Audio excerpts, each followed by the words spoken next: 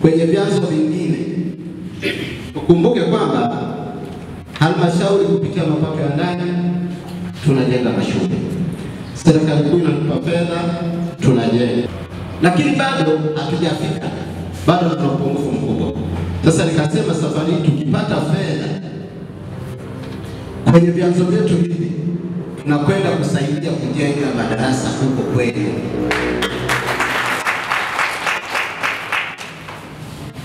Na sasa hivi nakuja hapa, nilikuwa nimetoka kwenye kikao hicho, tulishapita kwenye maeneo yenu huko kujaribu kuangalia uhalisia.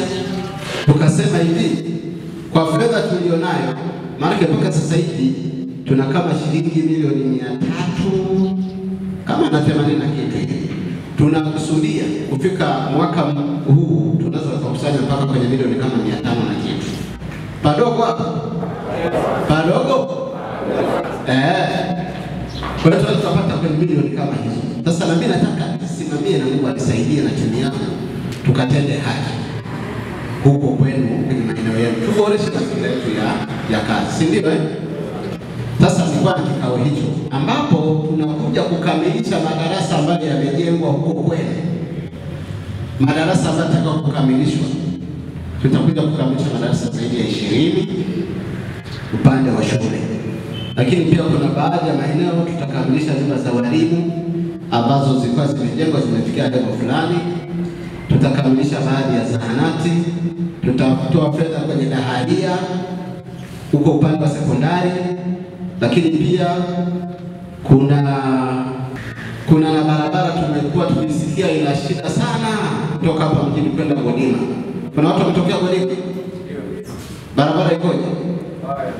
Barabara si mbaya sana.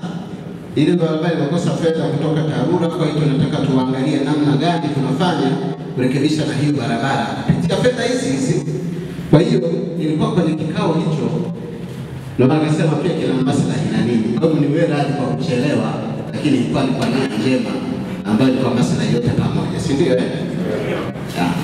Endelea kutufuatilia kupitia YouTube ambako tunapatikana kwa Chunya DC Online. Website ama tovuti tunapatikana kwa www.chunyadc.go.tz. Lakini Instagram tunapatikana @chunya_official.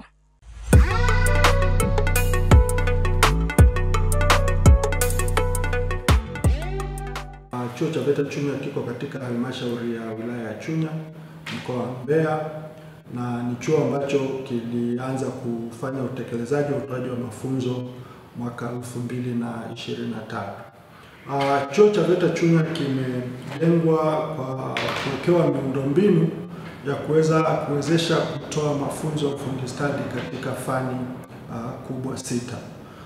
Fani ya kwanza ni umeme wa majumbani, lakini fani ya pili ni ufundi washi, fani ya tatu tunasema ni ubunifu, ushonaji na teknolojia ya nguo, lakini tuna uchomeleaji wa vyuma, ufundi wa magari pamoja na uhazili au sekretari.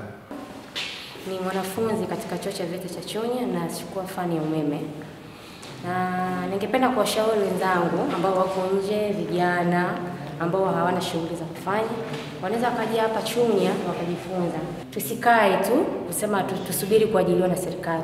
Ajira zipo, tunaweza tukajiajiri sisi wenyewe, sababu kwa ujuzi tutakaopata hapa utatusaidia katika maisha ya mbeleni na tunaweza tukajiajiri.